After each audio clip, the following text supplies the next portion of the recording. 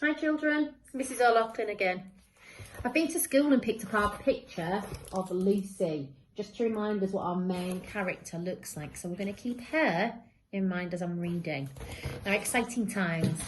Let's find out what happens next in our book of The Creakers, written by Tom Fletcher. Now, I've had a look and the chapters are quite long, so I'm going to cut them in half. So today's chapter is called The Day It All Began, Chapter 1, Part 1. Let's start the day it all began. On the day it all began, Lucy Dunstan woke up. Right, well, that's a start, but it's not very exciting, is it? Let's try again.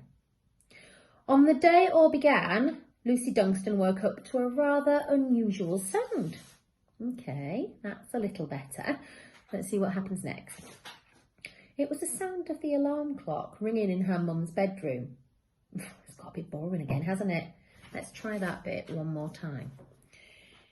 It was the sound of the alarm clock ringing in her mum's bedroom because Lucy's mum wasn't there to switch it off.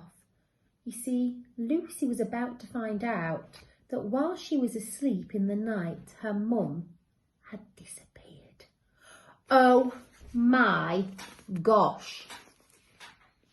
Imagine waking up to find your mum had disappeared in the night. I mean, it gives me the creepy tingles every time I tell this story.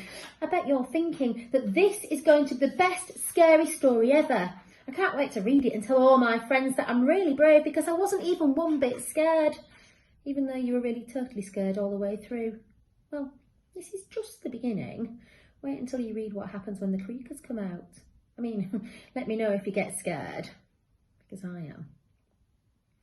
Back on the day it all began, Lucy climbed out of bed, slipped on her blue fluffy dressing gown and walked across her creaky floorboards, which were warm from the morning sunlight creeping in through the windows.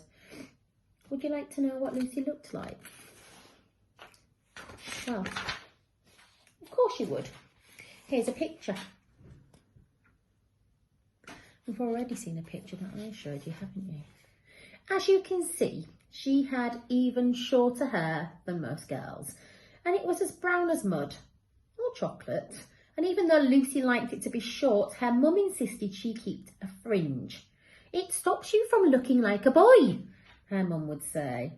This was before she disappeared, of course.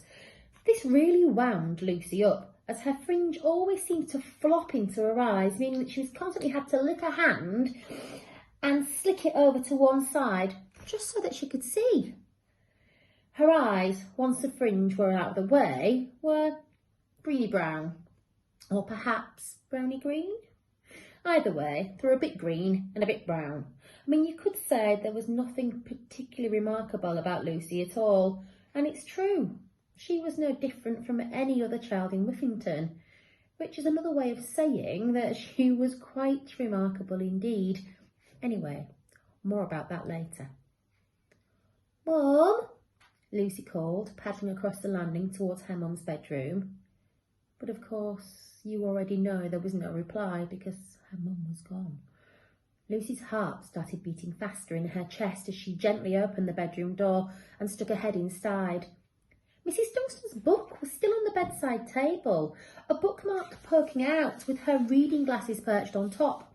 Her empty cocoa cup with the yellow polka dot pattern sat beside it. Her slippers were neatly positioned on the floor. It was all as it usually was, except for the piercing ringing of the alarm clock and the spooky, empty bed. Lucy stopped the alarm clock and ran to check the bathroom. Empty bath, empty shower, empty loo, although Lucy would have been surprised to find her mum hiding in there. She ran downstairs. Empty living room, empty kitchen, empty everywhere. Mum, Mum, she called, a note of panic rising in her voice and her heart leaping like a frog in her chest. She was beginning to get an awful feeling that something terrible might have happened, and it was a feeling that Lucy already knew. You see, the really creepy thing about this wasn't the first time this had happened to Lucy Dunstan. A few months earlier, her dad had vanished too. Unbelievable, right? Lucy's mum had been devastated. Must have run off with another woman, Lucy had heard one of the other mums whispering in the school playground. What a cheating, rotten man, another had said, shaking her head.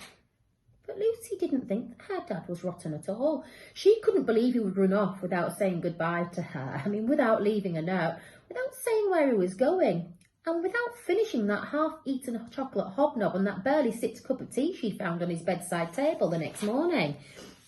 So on this morning, the day it all began, Lucy had the strangest feeling that somehow this was all connected, that something weird was going on.